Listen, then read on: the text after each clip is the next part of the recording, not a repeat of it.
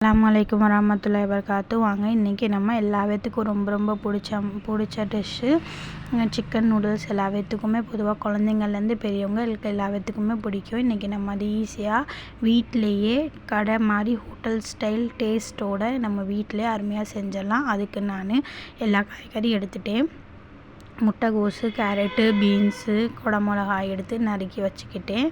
சிக்கனும் நம்ம வீட்டிலே ஃப்ரை பண்ணி நம்ம வீட்டில் செஞ்சால் ஹெல்த்தியாகவும் இருக்கும், டேஸ்டியாகவும் இருக்கும்.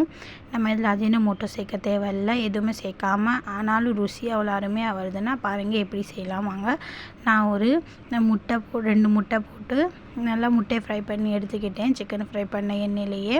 அடுத்து நம்ம அதில் பூண்டு வெங்காயம் போட்டு வதக்கிக்கணும். பூண்டு வெங்காயம் நல்லா வதங்கின உடனேயே அதில் நம்ம குடமிளகா, பீன்ஸு, கேரட்டு போட்டு நல்லா வதக்கிக்கணும். வதங்கின உடனே கொஞ்சம் க்ரன்ச்சாக வதக்கணும்னா நல்லா டேஸ்ட்டாக இருக்கும். அடுத்து முட்டைகோஸ் போட்டு அதையும் நம்ம நல்லா வதக்கிக்கிறணும். நூடுல்ஸே நல்லா வேக வச்சுக்கிறணும். இது கரம் மசாலா கொஞ்சோண்டு நம்ம ருசிக்காண்டி போடுறது.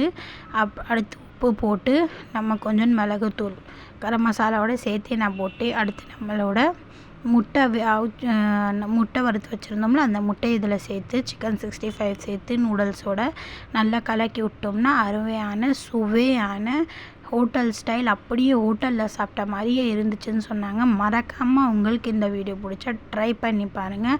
கமெண்ட்டில் சொல்லுங்கள் உங்களுக்கு நூடுல்ஸ் பிடிக்குமான்னு. குழந்தைங்களுக்கு செஞ்சு கொடுத்திங்கன்னா விரும்பி சாப்பிடுவாங்க.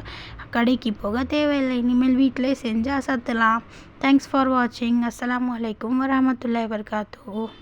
இன்னொரு வீடியோவில் சந்திக்கலாம்.